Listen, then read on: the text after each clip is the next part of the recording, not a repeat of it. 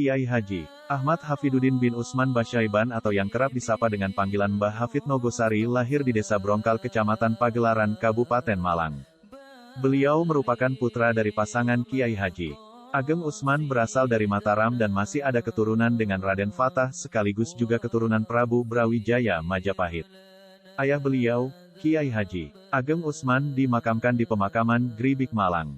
Mbah Hafid menghadap keharibaan ilahi Rabi pada Senin tanggal 27 Safar 1406 dalam usia kurang lebih 105 tahun.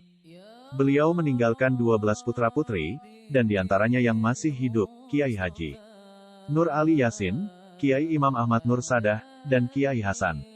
Sepulang dari belajar ilmu agama di Mekah, Mbah Hafid kembali mengabdi kepada gurunya Kiai Haji Khozin di Siwalan Panji, dan beliau pun diambil menantu oleh Kiai Khozin dan dinikahkan dengan putrinya Nyai Musinah. Kiai Haji Ahmad Hafiduddin memulai pendidikannya dengan belajar ilmu agama kepada ayahnya. Setelah selesai, beliau melanjutkan dengan belajar ilmu agama kepada Kiai Haji R. Khozin bin Khairuddin bin Ahmad Al-Adomatkon Siwalan Panji Sidoarjo. Setelah beberapa tahun beliau belajar kepada Mbah Kiai Khozin, Kiai Hafid berangkat menimba ilmu di Mekah kurang lebih selama 7 tahun.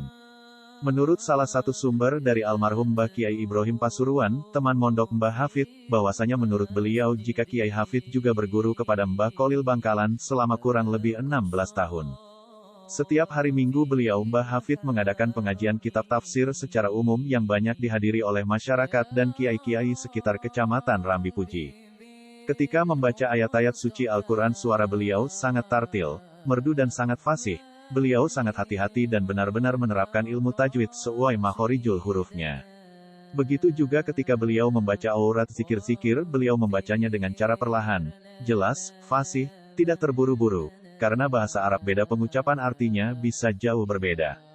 Amalan utama Mbah Hafid, yang menjadi dasar hidup yang sangat dipegang teguh ada 2 hal, yaitu, mengerjakan wutlu diusahakan dengan sesempurna mungkin, mengerjakan salat diusahakan dengan sesempurna mungkin, sampai-sampai Mbah Hafid ketika akan melaksanakan salat beliau berdandan terlebih dahulu, memakai minyak wangi, memakai celak, memakai jam tangan, memakai sarung paling bagus, pakaian paling bagus, jubah paling bagus, serban yang paling bagus.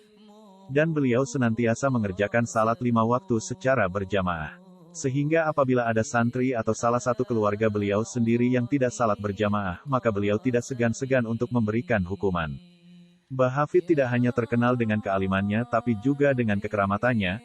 Banyak orang yang sowan kepada beliau minta sambung barokah doa, mulai dari habib, ulama, kiai, masyarakat umum dan orang-orang non-muslim, juga orang-orang Tionghoa atau China. Habib Muhammad bin Ali Al-Habsyi dari Ketapang Probolinggo sendiri sangat menghormati Mbah Hafid Nogosari, sampai-sampai karena takzimnya Habib Muhammad beliau tidak berani duduk di hadapannya tanpa seizin Mbah Kiai Hafid. Menurut beberapa sumber yang bisa dipercaya salah satu kekeramatan Mbah Hafid yang luar biasa yang Allah anugerahkan bahwasannya beliau sering dirawuhi, dikunjungi Rasulullah secara yaqtloh secara sadar. Kejadian ini sering terjadi kepada orang-orang yang sudah menjadi pilihan Allah, yang memiliki tingkat mahabbabillah serta mahabbabi Rasul yang tinggi. Suatu hari sekitar tahun 1975 Mbah Hafid kedatangan tamu istimewa dari Brongkal Malang, yang tidak lain adalah adik kandung beliau sendiri yang bernama Kiai Haji Muhammad Kolil bin Usman, Mbah Kolil Brongkal, yang rencana mau pamitan kepada sang kakak untuk menunaikan ibadah haji. Belum sempat Kiai Kolil masuk rumah tiba-tiba Mbah Hafid sudah keluar untuk menyambut sang adik, langsung menciuminya dan memeluknya begitu lama sambil beliau menangis. Dengan suara gemetar Mbah Hafid mengucapkan waktunya sudah tiba, waktunya sudah tiba. Ternyata sang adik tercinta dipanggil oleh Allah dan dimakamkan di Makkah. Selain itu, ada suatu kisah yang menarik. Suatu hari Pak Soleh sowan kepada Mbah Kiai Khotib Abdul Karim Curakates Ajung Jember yang juga terkenal kekeramatannya. Banyak yang mengatakan jika Mbah Khotib adalah seorang waliullah. Namamu siapa dan dari mana?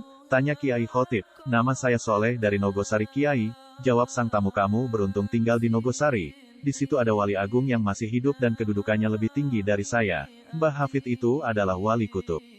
Begitu kata Mbah Khotib kepada Pak Soleh. Ucapan beliau yang terkenal dan diketahui banyak orang, bahwasanya beliau Mbah Hafid pernah berkata, saya mengetahui jumlah para wali-wali Allah di dunia ini, lokasi atau tempat di mana mereka tinggal, saya mengetahui mereka semua tetapi mereka tidak mengetahui saya. Suatu ketika Mbah Kiai Hafid di depan rumah beliau, Tiba-tiba Mbah Hafid berteriak-teriak memanggil Wahyu. "Wahyu, kamu segera ke sini." Wahyu adalah hadam sekaligus santrinya Mbah Kiai Hafid. "Ada apa Mbah Kiai?" tanya Wahyu. "Sebentar lagi akan ada peristiwa besar. Aku melihat di langit ada tulisan besar La ilaha illallah Muhammadur Rasulullah, yang arahnya dari Pasuruan, tepatnya di lokasinya Kiai Haji Hamid Pasuruan, dan aku juga punya tulisan itu berada atasku," jawab Mbah Kiai Hafid.